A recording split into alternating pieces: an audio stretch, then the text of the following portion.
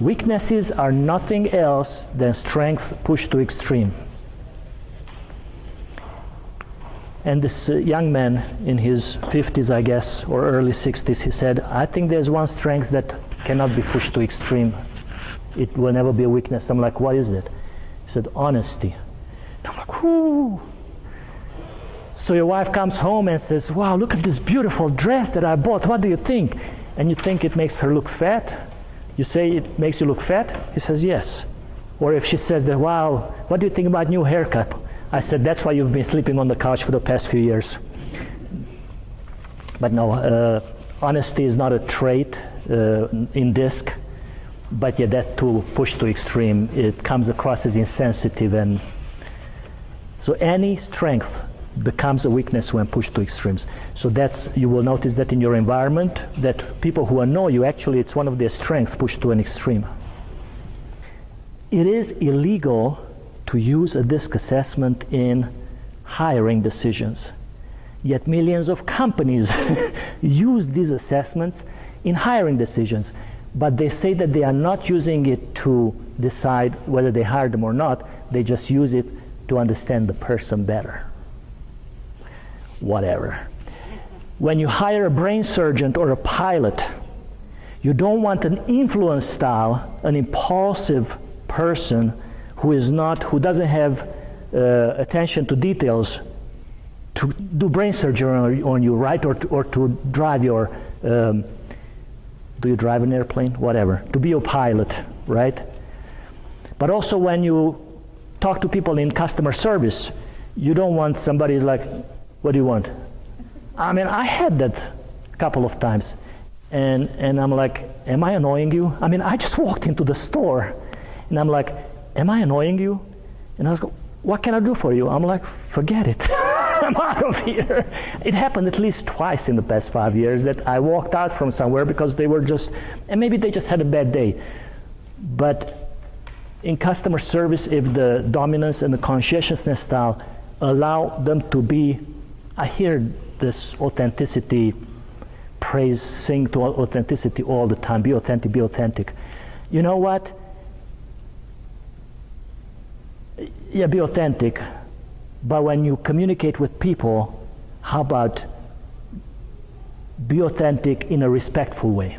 We keep hearing that follow the golden rule, follow the golden rule. In every society, they have versions of the golden rule, which is great. Yeah, don't kick me if you don't want me to kick you. Don't punch me if you don't want to get punched. So at that level, it's great. But when it comes to communication, the golden rule is straight out dangerous. Because if I treat you the way I want to be treated, Andrew would not want to talk to me ever again. Because I'm extroverted, I'm an open book. Don't ask me if you don't want to know. I mean, I just dump everything out. And when I talk to people more of my style, the ones who have more red, they can relate. They tell me their stories and we're laughing. And like sometimes my wife joins me, I'm standing in line and she stays behind looking for something and she sees me talking and laughing with somebody and she's like, wow, who's your friend? Introduce me. And I'm like, oh, we just met, I don't know his name. Because when I meet my same personality style, we connect instantly. So the I styles, they do that.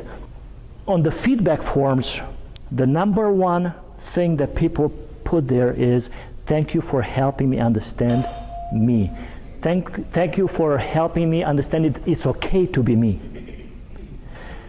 For the first 30-some years of my life, I thought there was something wrong with me. I could clean my desk in 3 weeks. And in about 2 days, I have the gift to making it same messy as it was before. It's an amazing, I'm like, what's wrong with me? If I hit a squirrel or, God forbid, a cat or a dog, I mean, I will be devastated for weeks. I will cry.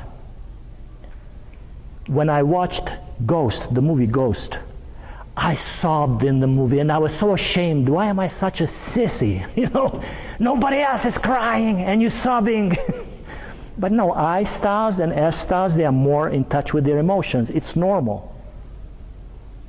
And I was presenting this to a insurance company and this tour guy, like, He's like, no, I don't cry at movies. And I had them broken up in 4 groups, and he was in the influence style. And he's like, I don't. So I continue my presentation, and then he's like, I can't believe he knows that I'm crying at movies. So they have general tendencies, right? Very safe to assume. I style and S style, in touch with their emotions. They care about people. The C and the D style, they don't care about emotion. They care about facts, about figures, about bottom line. So yeah, be authentic, but be aware of people around you. Don't treat them the way you want to be treated. Instead, treat them the way they want to be treated. If it's a team member, if you're a manager, it's hard. It is hard for me to slow down. And again, depending on the intensity of your style, if you're a sky-high D, it's really hard to slow down and talk in a moderate pace with a steadiness or a conscientiousness style. But you can. And if it's important for you, you will do it, now that you know. Because if you talk fast, and if you are like a D, and you talk to an S style, and you're serious, and you talk fast, and all the S style can't even hear what you are saying, because she or he is thinking, what's his problem? Why is he yelling at me? The dominant style, they just outspoken, direct, to the point, nothing personal. But we take it personally. We think that's something, you know, what's wrong with him? Why does he do that to me? Why does he talk to me like that? So now that you know, then you can slow down. Also as an I style, if I go to the C style and I tell them jokes and my stories, oh my God, they will get so frustrated. So you have to be careful. Flex your behavior. That's something that I would like you to take away from here today, to flex your behavior and treat people the way they want to be treated, not the way you want to be treated. So what do you have in common with other styles? Notice that we all have in common. Like D's and I's, they are both fast-paced. I's and S's, they are both people-oriented. S's and C's, they are both moderate-paced. So we have in common, except the opposing styles have nothing in common. The opposing styles. So the D and the S and the C and the I have nothing in common. And when you work together with the opposite style, so if your primary style is a D and your coworker is an S, you don't even know why you're driving each other nuts. I mean, from the first days of working together, it's just, because why is he always rushing? Why is he always rushing, right? Why is he always yelling? And the D doesn't necessarily yell, but they are outspoken and confident. The S style, they come across more shy. And then the D style gets impatient. Why is she so hesitant? Why doesn't she come to a decision, right? The I style, they want to joke and they want to tell stories. And the C style, they don't want that. They want to focus on their work. So right away, there's this tension. So if you don't understand this, then you go through your days, months, years of work and life with people around you frustrated. But once you understand this, you realize that actually you need most each other. You can do things that I cannot do well, and I can do things that you might not do so well. So once you understand the differences, you understand that they complement each other, then you appreciate those differences versus getting frustrated by them. After I went through the DISC training back in like 2002, I mean, it was like somebody turned the switch of relationships on in my life. I wish I learned about DISC years ago, because it would have saved me lots of headache. What's wrong with being positive? Anything wrong with it? It's not a trick question. Not a trick question. Is anything wrong with being positive? There's nothing wrong with being positive. But guess what? C and D styles, they get annoyed. Why is that? Why is she or he always so positive, always smiling? What is there to smile all the time? But then us who always smile, we are like, why are they so somber? What's wrong with them? So in many organizations where I go in, they will either buy the buttons, like they will wear the D, I, S, or C, so that way they know how to communicate with each other when they meet in the hallways or they go to each other's office. And lots of organizations, including Coca-Cola here in outside of Asheville, near the door of every office, like on the wall, before you go, it says that D or DI or SC, and it gives a couple of, like when you come in, stick to the, like if it's a D style or DC or a C style, stick to the bottom line. Don't waste my time with stories. Like it tells you how to, or the S style, I style, it says smile. Tell me a short joke or something, like every door has, like I was so impressed. There is no best or worst style, because people always ask me at these events, like, so which style is the better? Also, I wonder if any of you were thinking like, can I become a D style? Or can I become an I style? So I'm asked also that regularly. No, you cannot. But you can tap into that, and you can be a little more, it's not easy. So Bill, for example, I think he's a sky-high C. I think for him it's a little bit more difficult to be like, hey Joe, what's up? How you doing? Can you do that? Not without forcing it. Not without forcing it. So it's hard. He can do it, he can act it, but it will not be natural, right?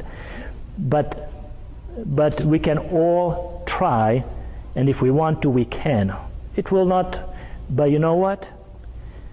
If you talk to me and you smile, and you laugh at my joke, even if you just fake it, I will appreciate it greatly.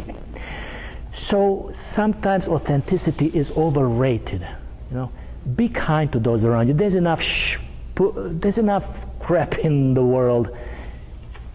Help people around you to feel respected. It takes a long time to build trust.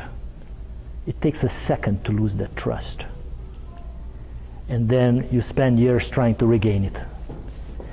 But you build that trust by being respectful to others. And this goes both ways. If you're a team, sometimes the C style and the S style are least heard because the I style keeps on yapping, the D style keeps on forcefully getting their ideas through, and the C and the S, they just sit there quietly and wondering what's wrong with these people, right? And the C style has the most information because they are careful, analytical, they know the data. So as a team, you have to make sure that you ask them. And as a manager or as a parent, you have to be aware at any time of the people around you. Treat them the way they want to be treated, not as you want to be treated. So read the room. Read the other person. You make sure that everybody has a chance to express themselves, to be heard. That's all we want in life, be heard, be noticed.